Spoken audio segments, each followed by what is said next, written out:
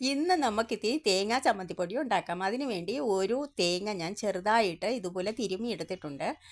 വലിയ കഷ്ണങ്ങളൊക്കെ അങ്ങ് മാറ്റിക്കളയുക.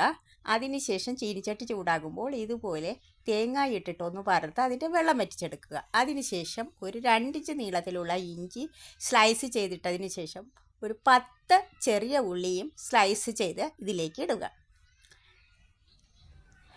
ഇനി വേണ്ടത് കടലപ്പരിപ്പോ ഉഴുന്ന് പരിപ്പോ. ഞാൻ കടലപ്പരിപ്പാണ് എടുത്തിരിക്കുന്നത്. ചിലർ രണ്ടും ചേർക്കാറുണ്ട്. ഞാനിവിടെ ഒരു 100 ഗ്രാമോളം കടലപ്പരിപ്പ് എടുത്തിട്ടുണ്ട്.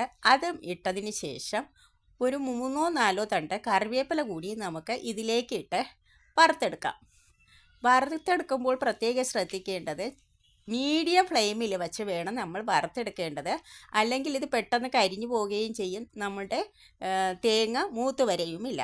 ഏകദേശം ഒരു പകുതി വറുത്തതിന് ശേഷം ഇതിലേക്ക് 1 സ്പൂൺ കുരുമുളകും അതിനുശേഷം ഒരു വലിയ വലിപ്പത്തിലുള്ള നാരങ്ങയുടെ സൈസ് പുളിയാണ്. പുതിയ പുളിയാണെങ്കിൽ അതാണ് ഏറ്റവും നല്ലത്. എൻ്റെ കയ്യിൽ പുതിയ പുളി ഇല്ലാത്തത് കൊണ്ടാണ് ഞാൻ പഴയ പുളി ഉപയോഗിച്ചത്. അതും പിച്ചിട്ട് എല്ലാം കൂടി നമുക്ക് വറുത്തെടുക്കാം.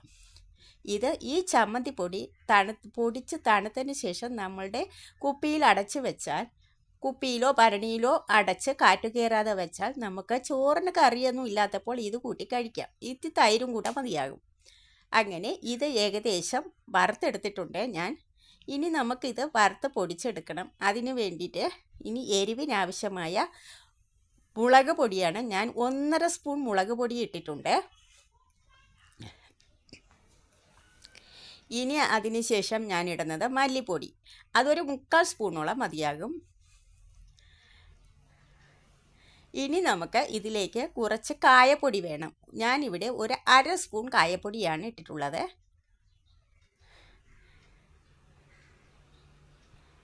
ഇനി വേണ്ടത് പാകത്തിന് ഉപ്പും കൂടി ചേർത്തതിന് ശേഷം നമുക്ക് ഇത് ഒന്നുകൂടി ഇളക്കി നമുക്ക് തണുക്കാൻ വയ്ക്കാം. അതിനുശേഷം മിക്സിയുടെ ജാറിലിട്ട് പൊടിച്ചെടുക്കുമ്പോൾ പ്രത്യേകം ശ്രദ്ധിക്കേണ്ടത് ഒരേ സ്പീഡിൽ പൊടിച്ചെടുക്കാതെ മിക്സി ഒന്ന് നിർത്തി വേണം പൊടിക്കേണ്ടത്. അല്ലെങ്കിൽ ഇതിൻ്റെ തേങ്ങയുടെ എണ്ണ തെളിഞ്ഞ് കുഴഞ്ഞു പോകാൻ സാധ്യതയുണ്ട്.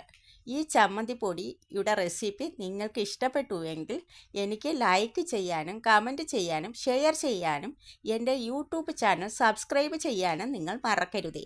നിങ്ങളുടെ സഹായമാണ് എൻ്റെ വിജയം. ഇതുപോലെയാണ് നമ്മുടെ ചമ്മന്തിപ്പൊടി ഇരിക്കുന്നത്. കൂടുതലായി പൊടിഞ്ഞു പോയാൽ അതിൻ്റെ എണ്ണ തെളിഞ്ഞു വരും. അതുകൊണ്ട് തരിതരിപ്പായി വേണം നമ്മൾ പൊടിച്ചെടുക്കേണ്ടത്.